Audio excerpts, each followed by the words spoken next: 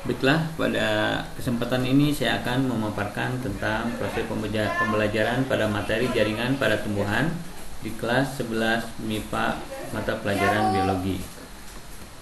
Pada materi ini kita akan memberi penjelasan kepada siswa bahwa jaringan pada tumbuhan pada umumnya dibagi menjadi dua macam, yaitu jaringan meristem dan jaringan dewasa. Jaringan meristem adalah jaringan yang sel-sel penyusunnya bersifat embrional dan terus-menerus membelah. Ciri-ciri jaringan meristem ini diantaranya sel-selnya selalu membelah, bentuk dan ukuran selnya sama, kayak protoplasma, dindingnya tipis, dan lain-lain. Jaringan meristem ini dibagi menjadi dua macam, yaitu jaringan meristem primer dan jaringan meristem sekunder. Pada jaringan meristem primer merupakan atau jaringan ini berasal langsung dari sel-sel embrional. Contohnya meristem ujung akar dan ujung apikal ujung batang yang disebut juga meristem apikal, dan menyebabkan pertumbuhan primer, misalnya bertambahnya ukuran tinggi tumbuhan dan panjangnya akar. Lalu jaringan meristem sekunder berasal dari jaringan dewasa yang telah mengalami diferensiasi dan berubah sifat menjadi meristem, yaitu parenkim dan kolenkim. Contohnya misalnya kambium akan menghasilkan xilem dan phloem, lalu kambium gabus akan menghasilkan gabus. Apa itu kambium? Kambium merupakan lapisan jaringan meristematik pada tumbuhan yang sel-selnya aktif membelah dan bertanggung jawab atas pertumbuhan sekunder tumbuhan.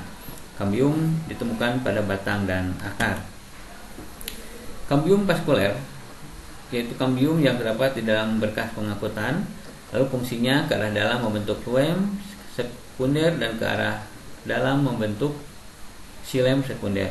Kambium intravaskuler, kambium yang merupakan kambium yang terdapat di antara dua berkas pengangkutan yang fungsinya membentuk jari-jari empulur.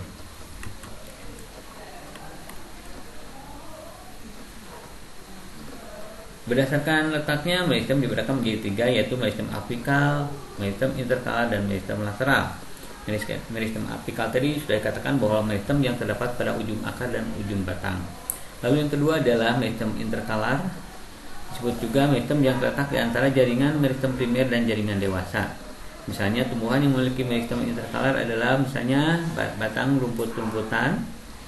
Pertumbuhan sel meristem interkalar menyebabkan pemanjangan batang lebih cepat sebelum tumbuhnya bunga. Lalu yang ketiga, meristem lateral atau sistem samping adalah meristem yang menyebabkan pertumbuhan sekunder. Pertumbuhan sekunder adalah proses pertumbuhan yang menyebabkan bertambah basahnya akar dan batang tumbuhan. Meristem lateral disebut juga sebagai kambium.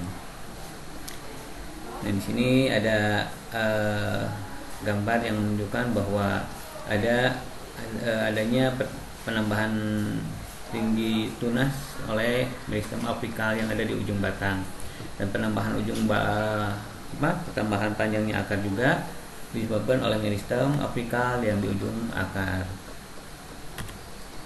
Nah, lalu jaringan dewasa yang kedua merupakan jaringan yang terbentuk dari hasil diferensiasi dan spesialisasi dari sel-sel hasil pembelahan jaringan meristem. Ciri khasnya telah mengalami diferensiasi, lalu umumnya tidak membelah lagi, dan bentuknya permanen. Rongga selnya besar, dinding sel sudah mengalami penebalan. Misalnya pada jaringan epidermis yang pertama. Pada jaringan epidermis ini merupakan jaringan yang menutup permukaan tumbuhan yang memiliki ciri-ciri bentuknya sel seperti balok, tersusun berlapis, rapat, dan tidak ada ruang antar sel, tidak memiliki profil, modifikasi sesuai dengan letak dan fungsi.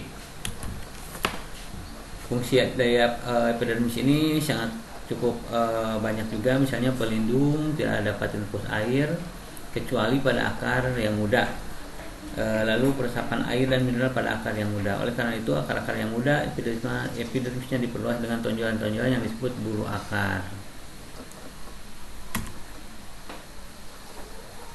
Epidermis juga bisa membentuk aneka ragam bentuk penyesuaian peranannya di organ tempat keberadaan epidermis, misalnya jadi stomata, trikoma, dan bulu-bulu akar.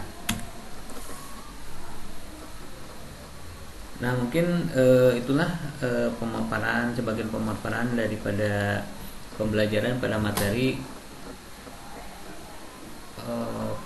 jaringan pada tumbuhan ini. Di Mudah-mudahan dengan adanya pembagian pengalaman ini dapat bermanfaat bagi kita semua. Assalamualaikum warahmatullahi wabarakatuh.